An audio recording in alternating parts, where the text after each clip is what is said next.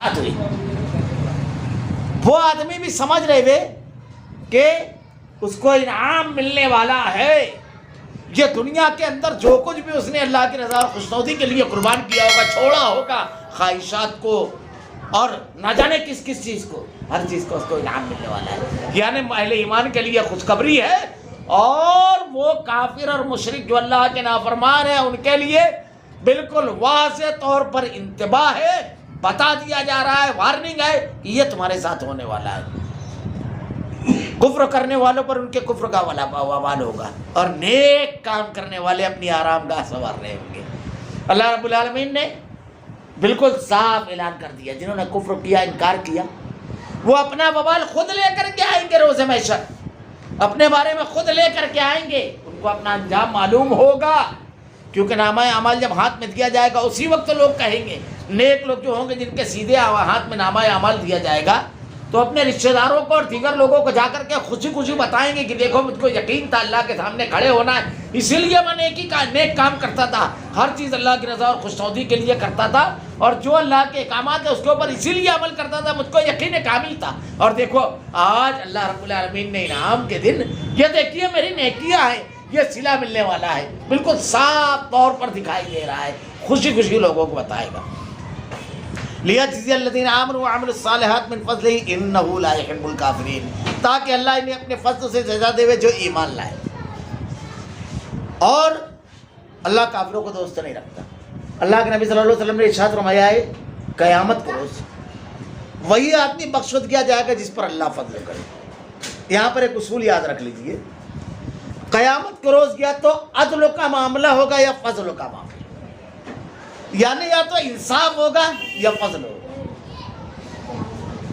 अदल का मामला यह है कि अल्लाह रब्बुल आलमीन ज़र्रे के बराबर भी नेकी अगर होगी, फमन यअमल मिस्काल ज़र्रतिन खैरन यरा व मन यअमल मिस्काल ज़र्रतिन शर्रन यरा, ज़र्रे के बराबर भी अगर गुनाह होगा तो ले आएगा। आदमी जितना जुर्म और गुनाह किया होगा उतनी ही उसको सज़ा दी जाएगी, ज़रा सा भी ज़्यादा नहीं की जाएगी।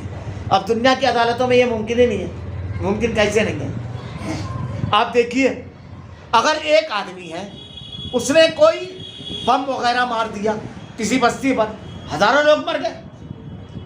हिरोशिमा नागासाकी पर जो बम मारा गया, एटम बम ने कितनी बड़ी तबाही मचाई।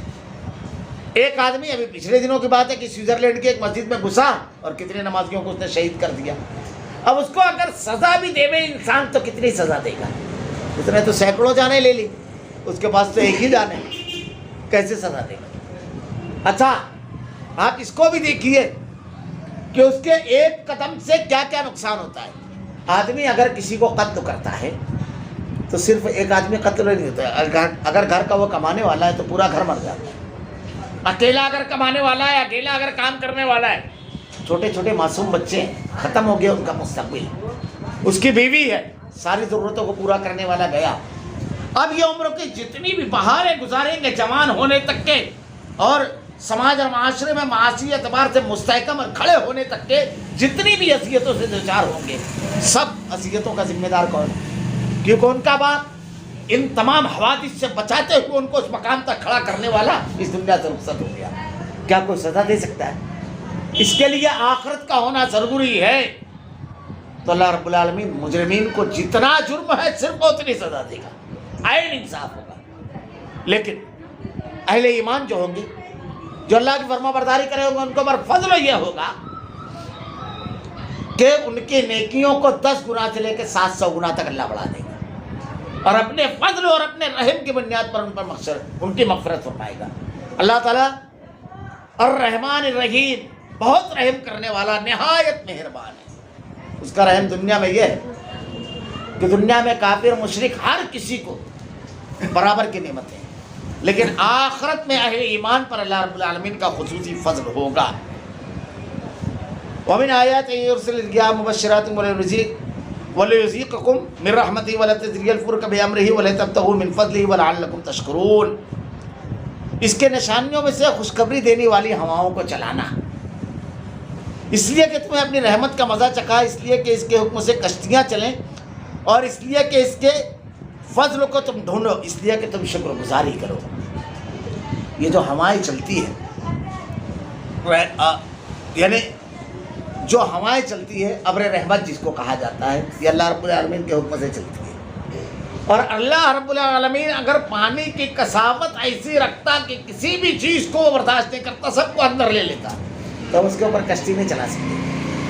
آج اگر سمندری راستوں کا استعمال آج کے دور میں بھی اگر ختم کر دیا جائے تو ہم یہ جو مال اٹھا کر کے ادھر سے ادھر لے کر کے جاتے ہیں، لاکھوں بیرل تیل اور مختلف اشیاء جو سمندر کے راستے سے ادھر ادھر ہوتی ہے، تجارت کا ایک بہت بڑا ذخیرہ سمندر ہے۔ سی فوڈ جو اللہ رب العالمین نے سمندر کے اندر رکھے ہیں، جو ذخائر رکھے ہیں، وہ ایک الگ بحث ہے۔ تو اللہ رب العالمین نے ایسی چیزیں دنیا کے اندر پیدا کی، اگر اللہ لکڑی نے پیدا کرتا یا ایسے اجزاء نہیں پیدا کرتا جو پانی کے اوپر تیرنے کی صلاحیت نہیں رکھتے، تو ہم کیا کرتے؟ بہت آسان لگتا ہے ابھی تو آج کے دور میں، بہت آسان لگتا ہے ہم کو، لیکن اگر وہ چیز زمین کے اندر رہتی ہی نہیں تو ہم کیا کرتے ہیں؟ یہ معمولی چیزیں نہیں ہیں۔ اللہ رب العالمین کہہ رہا ہے اس کا شکر ادا کرو، اس کا فضل تلاش کرو۔ اور جو لوگ روزگار تجارت کرتے ہیں وہ جانتے ہیں اس کے فوائد۔ اللہ رب العالمین نے ارشاد فرمایا کہ دونوں چیزیں اللہ کی بہت بڑی نعمتیں ہیں، اور ہم نے آپ سے پہلے بھی اپنے رسولوں کو ان کی قوم کی طرف بھیجا، ان کے پاس دلیلیں لائے، پھر ہم نے گنہگاروں سے انتقام لیا، اور ہم مومنوں کو مدد کرنا لازم ہے۔ نبی اور رسول آئے، رسولوں نے جب اپنی باتوں کو پیش کیا تو انکار کیا، اور صرف انکار نہیں کیا، ان کا مذاق اڑایا، استہزاء کیا، ان کو تکلیف اور اذیتیں پہنچائی۔ کیا ہوا؟ اللہ تعالیٰ نے ارشاد فرمایا ہم نے گنہگاروں سے انتقام لیا۔ وَلَقَدِ اسْتُهْزِئَ بِرُسُلٍ مِّن قَبْلِكَ فَحَاقَ بِالَّذِينَ سَخِرُوا مِنْهُم مَّا كَانُوا بِهِ يَسْتَهْزِئُونَ۔ آپ سے پہلے بھی بہت سارے رسول آئے جن کا استہزاء کیا گیا، مذاق اڑایا گیا، لیکن مذاق اڑانے والوں کا انجام کیا ہوا؟ اللہ رب العالمین نے ان کو کیفر کسدار تک پہنچایا۔ اللہ نے ارشاد فرمایا اِنَّا كَفَّيْنَاكَ الْمُسْتَهْزِئِينَ، ہم کافی ہیں رسول تیرا مذاق اڑانے والوں کے لیے۔ آج کے دور تک بھی آپ کو یہ چیز ملے گی۔ ابھی فرانسو کا معاملہ بالکل تازہ ہے۔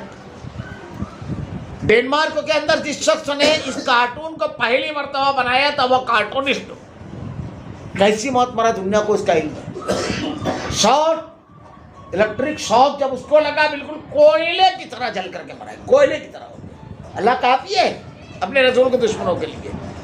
دوسرا بھی ہے، جو لوگ دین کو ختم کرنے کے لیے، رسول کی تعلیمات کو ختم کرنے کے لیے پوری حکومت طاقتیں لگا رہے ہیں، اللہ رب العالمین ان کا انجام بتا رہا ہے۔ سن لو، تم آج اقتدار میں ہو، آج حکومت میں ہو، آج قوت میں ہو، تو تم طاقت لگا رہے تو کیا سمجھ رہے ہیں کہ تم کو کوئی روکنے والا نہیں ہے، تم کو کوئی ٹوکنے والا نہیں ہے، تم کو کوئی رکاوٹ ڈالنے والا نہیں ہے۔ سنو، اللہ رب العالمین اپنے پیغام کو بھیجا ہے رسول کے ذریعے، تو رب کے پیغام کو تم رکاوٹ ڈال رہے ہو، ٹھکرا رہے ہو، اس میں دیواریں کھڑی کر رہے ہو، اللہ کا عذاب آئے گا۔ ابھی کل کی بات ہے، پوری دنیا گھروں میں گھس گئی تھی، ایک بیماری ایسی آئی تھی کرونا، سب گھروں میں گھس گئے تھے، سب مسافہ لیتے ہوئے خوف آ رہا تھا آدمی کو، مسافہ لیتے، یہ اللہ رب العالمین کی طرف سے۔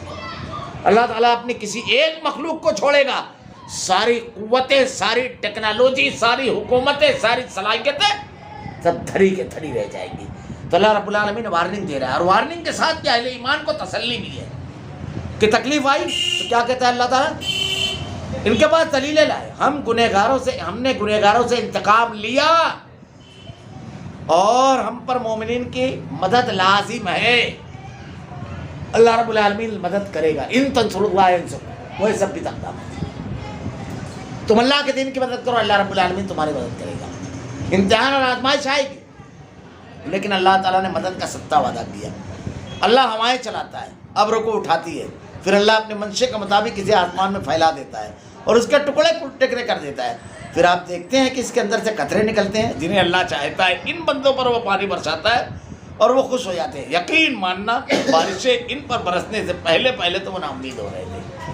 پوری ترتیب بارش کی بیان کی اللہ رب العالمین، کیسے بارش ہوتی ہے، بادل کے ٹکڑے کیسے تقسیم ہوتے ہیں، کیسے مختلف علاقے میں یہ جاتے ہیں، اور پھر اس کے بعد کیسے یہ ہوتی ہے۔ اللہ رب العالمین نے جیسے انسان کی پیدائش کی ترتیب بیان کی، اب یہاں زمین میں جب زندگی آتی ہے بارش کی وجہ سے، تو اس کی بھی پوری ترتیب بیان کرتی ہے۔ انسان کی پیدائش اللہ نے یہ بیان کی کہ اللہ نے اس کو مٹی سے پیدا کیا، اور پھر یہ کہا نطفہ علقہ مضغہ، پہلے وہ نطفہ رہتا ہے، پھر گوشت کا لوتھڑا ہوتا ہے علقہ، پھر مسکا، پھر اللہ رب العالمین اس پر ہڈیاں چڑھا دیتا ہے۔ ایسے ہی اللہ رب العالمین زمین کی زندگی کے بارے میں ارشاد فرما رہا ہے۔ بس آپ رحمت الہی کے آثار دیکھیں کہ زمین موت کے بعد کس طرح اللہ زندہ کرتا ہے۔ اس کو اللہ تعالیٰ کیسے زندہ کرتا ہے، یہ دیکھو پوری ترتیب رب العالمین بیان فرما رہا ہے۔ کچھ شک نہیں وہ مردوں کو زندہ کرنے والا ہے اور وہ ہر چیز پر قادر ہے۔ جب وہ مردہ زمین کو زندہ کرتا ہے تو مردہ انسانوں کو بھی وہ اللہ رب العالمین زندہ کرے گا۔ اور اگر ہم باتیں تند چلا دیں میں اور یہ لوگ انہیں کھیتوں میں زرد پڑی ہوئی دیکھ لیں میں، تو پھر اس کے بعد ناشکری کرنے لگیں گے، یعنی زمین خشک ہو جائے، سب ختم ہو جائے تو ناشکری کریں گے۔ تو اس لیے اللہ رب العالمین کے انعامات پر شکر گزاری کیجیے۔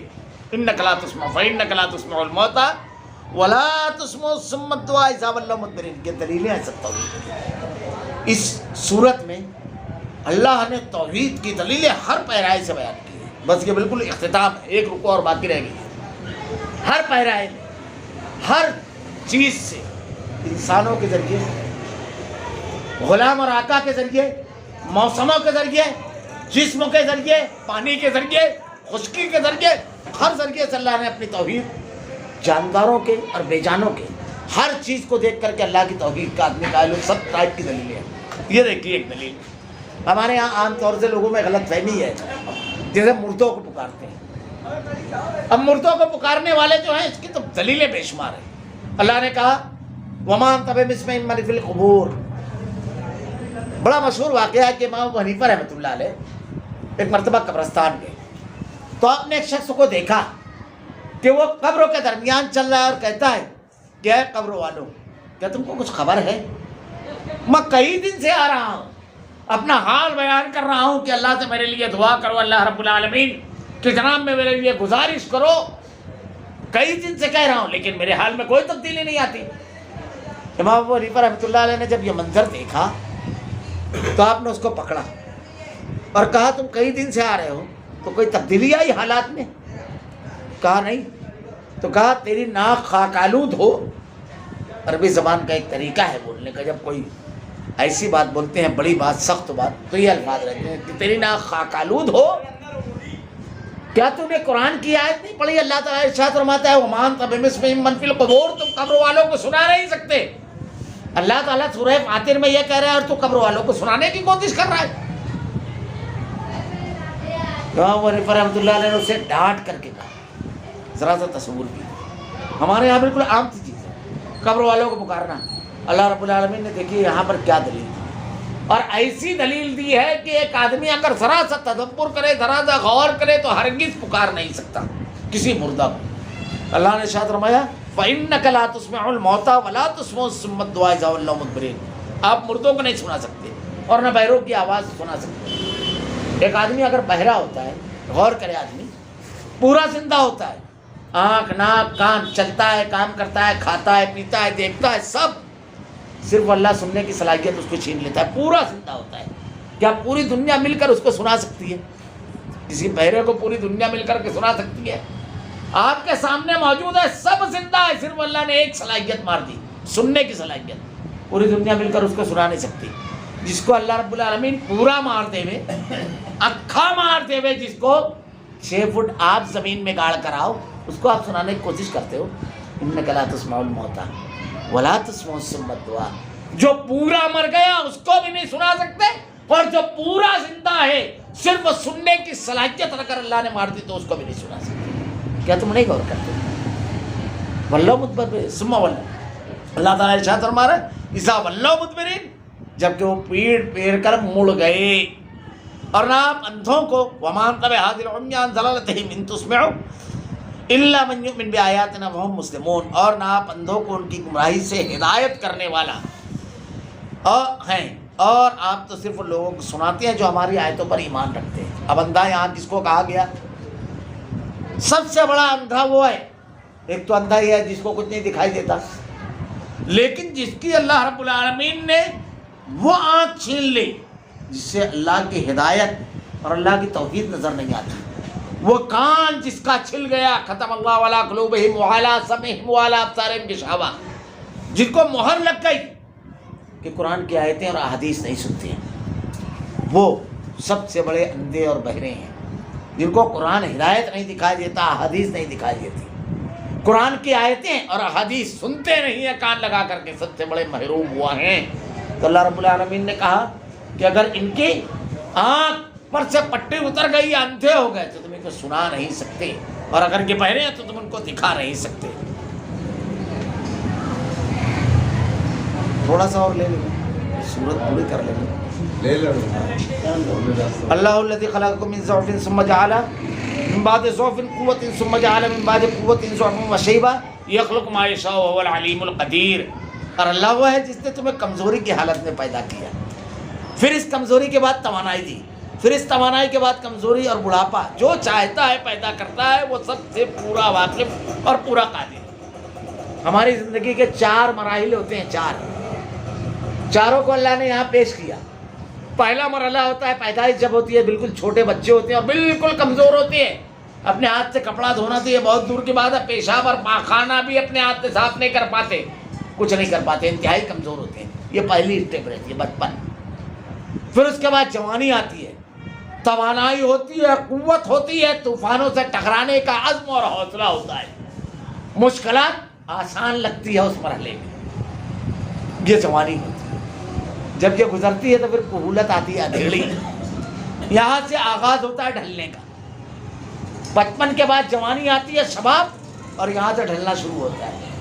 اب یہاں سے بیماریاں شروع ہو جاتی ہے، اب یہاں سے کمزوری شروع ہو جاتی ہے، اب دانتوں میں وہ مضبوطی نہیں رہے گی، سب تو چیزیں کھا لیں گے، بینائی میں وہ مضبوطی نہیں رہی کہ دور کی اور نزدیک کی چیزیں بالکل یکساں نظر آ جائے، دوڑ کر جانا کسی مقام پر، کوئی قوت والی چیز، وزندار چیز اٹھانا، یہ سب چیزیں اب کم ہونے لگتی ہیں۔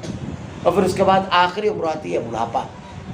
اللہ رب العالمین نے اسے ترتیب کے ساتھ رکھا ہے۔ بھلا بتاؤ، کوئی ہے اللہ کے سوا جو کسی پر جوانی باقی رکھے؟ 60 سال کا بھی ہے تو 80 سال کا بھی ہے تو جوان رہے؟ کوئی ہے تمہارے معبودوں میں؟ اللہ نے ایک نظام بنا دیا، ایک ترتیب بنا دی ہے، آدمی پیدا ہوتا ہے بچہ۔ کوئی ہے تمہارے معبودوں میں جو ایسا پیدا کرے کہ بالکل جوان رہے، کسی چیز کی ضرورت ہی نہ ہو؟ ہے ایسا کوئی؟ جوانی کے روک لے میں کوئی بچپن ہی میں بڑھاپا لے آئے، ایسا ہے؟ کہ اللہ رب العالمین کا نظام، اس کے خلاف کوئی نہیں جا سکتا، پورا واقف اور پورا قادر ہے تم کو بوڑھا کرنے، تم کو جوان کرنے، تم کو بچہ رکھنے پر، تمہاری پوری اسٹیپ پر، ہر چیز پر وہی قادر ہے۔ وہی جب کر رہا ہے تو وہی سب چیز کا خالق ہے، اسی کی عبادت کی جائے۔ جس دن قیامت برپا ہوگی، یہ اسٹیپ بتا رہا ہے ختم ہونے کی، تمہارا وجود، دنیا ختم ہوگی، سب چیزیں بیان کر دی۔ جس دن قیامت برپا ہوگی، گنہگار لوگ قسمیں کھائیں گے دنیا میں ایک گھڑی کے سوا کہاں ٹھہرے، اس طرح وہ بہکے ہی رہیں گے۔ جب قیامت کے روز کھڑے ہوں گے اللہ کی جناب میں، تو الگ الگ کیفیتیں اللہ نے قرآن میں بیان کی ہے۔ ایک تو یہ کیفیت ہے کہ مجرم اور گنہگار جب کھڑے ہوں گے، تو ایک تو یہ ہوگا کہ اللہ کی جناب میں کھڑے ہوں گے تو جب منظر دیکھیں گے کہ اب بچاؤ کی کوئی سبیل نہیں ہے، کوئی یعنی کہیں سے بچ نہیں سکتے، تو آدمی کیا بولے گا؟ آج میں اپنے خلاف کچھ نہیں سنوں گا، کوئی گارنٹی، کوئی گواہی نہیں سنوں گا، کچھ نہیں مانوں گا اپنے خلاف۔ کیوں؟ اس کے ہاتھ میں لکھا ہوا ہوگا۔ اللہ تعالیٰ قیامت کے روز کتنی گواہیاں لائے گا جانتے ہیں؟ 3۔ ایک گواہی تو یہ ہوگی، یقول ما لهذا الکتاب لا یغادر صغیرۃ ولا کبیرۃ الا احصاها ووجدوا ما عملوا حاضرا۔ آدمی ہاتھ میں کتاب لے کر آئے گا، نامہ اعمال۔